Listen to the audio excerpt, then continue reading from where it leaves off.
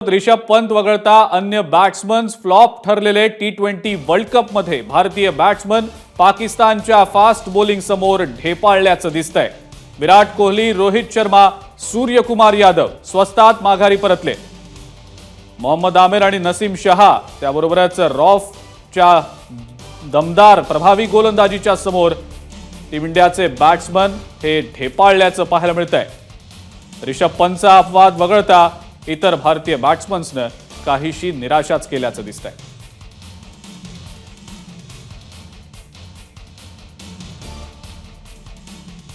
आणि या सगळ्या संदर्भातली अधिक अपडेट आपण जाणून घेणार आहोत। विजय साळवे आपल्या सोबत आहेत। विजय सर, खूप आशा होती खरं तर आज अत्यंत महत्त्वाची ही मॅच टी20 वर्ल्ड कप मधली, पण कुठेतरी भारतीय बॅट्समन ढेपाळल्याचं दिसतंय। पाकिस्तानची बॉलिंग भारतावर काहीशी हावी ठरलेली आहे। अजिंक्य, मला वाटतं याच्याकडे आपल्याला दोन दृष्टिकोनातून पाहावं लागेल, कारण न्यूयॉर्कची जी खेळपट्टी आहे तिच्याविषयी वादच होते, कारण ती ड्रॉप इन विकेट आहे। ड्रॉप इन विकेट म्हणजे ती कृत्रिम पद्धतीनं बनवण्यात आलेली फ्लोरिडा बनलेली खेळपट्टी इथे आणण्यात आली आणि या खेळपट्टीवर पहिली फलंदाजी करणाऱ्या संघाला 100 धावाही करता आलेल्या नाही आहेत। त्या तुलनेत भारतीय फलंदाजांची कामगिरी चांगली दिसते, कारण आपण 100चा टप्पा ओलांडलाय, 19वे षटक संपायला आलंय, 9 बाद 119 अखेरचं षटक उरलंय। पण पाकिस्तानकडे ज्या पद्धतीचे फलंदाज आहेत ते पाहता आणि आत्ता भारतीय फलंदाजांना ज्या पद्धतीनं तुम्हाला संकटाचा सामना करावा लागला, त्या दृष्टीनं त्यांना धडा गिरवण्याची संधी मिळणार आहे। आणि या सगळ्या पार्श्वभूमीवर त्या न्यूयॉर्कच्या खेळपट्टीवर नेमकं काय झालं, तिकडे काय होऊ शकतं, याच्याविषयी मला वाटतं आपल्याला सुनंदन लेलेकडनं अधिक जाणून घ्यायला आवडेल। मी स्वागत करतो सुनंदनचं, थेट न्यूयॉर्कमधून सुनंदन आपल्या समवेत आहे। सुनंदन, खरं तर पाकिस्तानला एक धक्का द्यायचा होता आणि 2020 विश्वचषकातनं पाकिस्तान आऊट होणार होतं। ऋषभ पंतनं आशा उंचावल्या, अक्षर पटेल सरळ बॅटनं खेळताना धावा होताना दिसत होत्या, पण अचानक या टीम इंडियाला असं काय झालं की टीम इंडिया 19व्या षटकात 9 बाद 119 अशी अडखळताना दिसते? विजय ऑल आउट झालेला आहे, 119 धावांवरती ऑल आउट झालेला आहे, कारण हर्षदीप सिंग हा रन आउट झालेला आहे। मी एवढंच सांगेन विजय की पहिली बॉलिंग करायची जी संधी पाकिस्तान संघाला मिळाली त्याचा त्यांनी फायदा उचललेला आहे। या विकेटवरती बॉल थांबून येतोय, त्यामुळे 8 फलंदाज 7 फलंदाज 8 फलंदाज जवळजवळ आपले झेलबाद झालेले आहेत। शॉट मारताना त्यांचा अंदाज चुकलेला आहे आणि पाकिस्तानच्या वेगवान गोलंदाजांनी भारतीय फलंदाजांची भंबेरी उडवलेली आहे। हे म्हणत असताना तू जे मगाशी म्हणालास ते महत्वाचं आहे, कारण 120 धावा या सुद्धा या विकेटवरती एकदम कमी मानता येणार नाही। 120 धावा सुनंदन या विकेटवर कमी मानता येणार नाही, पण तुमच्या हाताशी 6 चेंडू होते, आणखी ते 6 चेंडू आपण गमावलेले आहेत आणि तिकडे मला वाटतं पाकिस्तान सरस ठरली आहे। ज्याची आपल्याला भीती होती, मग तो मोहम्मद आमिर असेल, मग तो हारिस रौफ असेल किंवा आणखी त्यांचे 2 वेगवान गोलंदाज असतील, त्या वेगवान गोलंदाजांनी नेमकी गोलंदाजी केली आणि भारतीय संघाला संकटात ढकलले। अगदी 100%, कारण नसीम शहाची सर्वात भेदक मारा ठरला। त्यांनी सुरुवातीच्या 3 विकेट काढल्या आणि जो धक्का होता तो खूप मोठा होता हॅरिस रौफला आणि त्याच्यानंतर मोहम्मद आमिरला या नंतरच्या विकेट्स मिळालेल्या आहेत।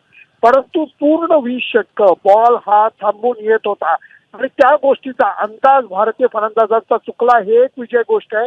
दुसरी एक महत्वाची गोष्ट म्हणजे हे जे मैदान आहे याच्या सीमारेषा प्रचंड मोठ्या आहेत, त्यामुळे सहजी मारलेले फटके सहजी सिक्सर जात नाहीयेत, याचाही अंदाज भारतीय फलंदाजांचा जरा चुकलेला आहे।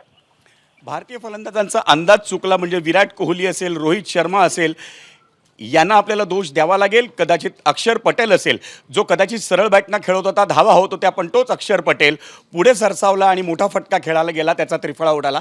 या ज्या काही गोष्टी दिसल्या आपल्याला, त्याचा दोष त्या फलंदाजांना द्यावा लागेल सुनंदन। 100%, त्याचं कारण पुढच्याला थेट मागचा शहाणा अशी मराठीत म्हण आहे विजय। जर का तुमचे वरचे फलंदाज हे शॉट मारताना बॉल थांबून आल्याने झेलबाद होताना दिसतायत, तर बाकीच्या फलंदाज जे सामन्यामध्ये 100% आपलं मन राखून आहेत, जे सामना बघतायत, अनुभवतायत, त्यांना मग ह्याच्यातनं शिकवण का घेता आली नाही, हा खरा माझ्या पुढचा प्रश्न आहे। कारण सुरुवातीपासून शेवटपर्यंत एकच चूक सर्व फलंदाजांनी केली, ह्याच्यातच पडझडीची कहाणी लक्षात येते। सुनंदन, शेवटचा प्रश्न अगदी थोडक्यात उत्तर दे। 6 चेंडू आपण गमावलेले आहेत, पण 120 धावांचं संरक्षण भारतीय संघाच्या हाताशी आहे. हे 120 धावांचं संरक्षण पुरेसं पडू शकतं का पाकिस्तानला हरवण्यासाठी आणि या 2020 विश्वचषकातून माघारी धाडण्यासाठी? होऊ शकतं, फक्त त्याच्याकरता एकच गोळी लागू ठरेल आणि ती म्हणजे सुरुवातीपासून भारतीय संघांना विकेट काढण्यासाठी प्रयत्न करायला लागतील आणि त्याच्यात यश मिळवायला लागेल. जर का वरच्या क्रमांकाचे 3-4 फलंदाज हे लवकर बाद करण्यात भारतीय संघाला यश मिळालं तर नंतर पाकिस्तानच्या गोलंदाजांना आणि ऑलराऊंडर्सना या विकेटवरती उरलेल्या धावा करणं अवघड होऊन बसेल. सुनंदन, धन्यवाद या सगळ्या गप्पांबद्दल. तर सुनंदनने सांगितलं 120 धावांचं संरक्षण हाताशी आहे, भारतीय संघाला प्रयत्न करायचा आहे तो विकेट काढण्याचा, आणि जर विकेट काढण्यात भारतीय संघ यशस्वी झाला तर भारताला हा सामना अजूनही जिंकता येऊ शकतो. ओव्हर टू यू अजिंक्य. नक्कीच आपण पाहिलं की सुनंदन लेलेंनी देखील सांगितलं. विजय सर, आपण देखील चर्चा केली या सगळ्या संदर्भात. टीम इंडियाच्या बॉलर्सवर आता सगळी मदार आहे, त्यामुळे बुमराह आणि कंपनीला जबरदस्त चांगली बॉलिंग करावी लागणार आहे. 120 रन्सचं टार्गेट पाकिस्तानला दिलेलं आहे आणि 120च्या आत पाकिस्तानच्या पूर्ण टीमला माघारी धाडावं लागणार आहे. एबीपी माझा, उघडा डोळे बघा नीट.